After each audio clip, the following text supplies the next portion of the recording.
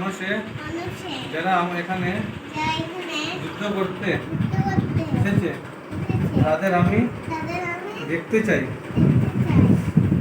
সঞ্জয় বললেন, হে ভারত, অর্জুন কর্তৃক এভাবে আদিষ্ট হয়ে শ্রীকৃষ্ণ সেই অতি উত্তম রথটি চালিয়ে উভয় পক্ষের সৈন্যদের মাঝখানে স্থাপন করলেন।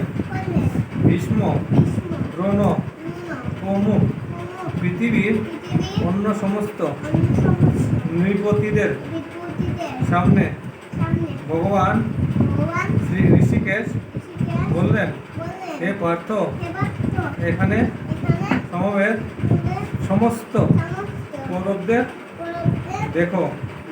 সেখানে অর্জুন উভয় পক্ষে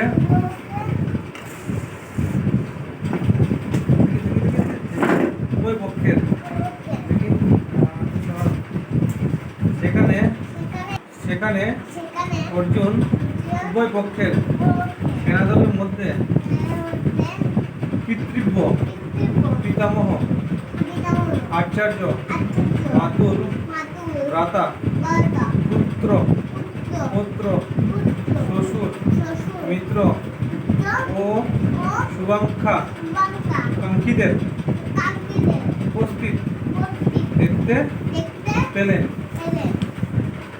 যখন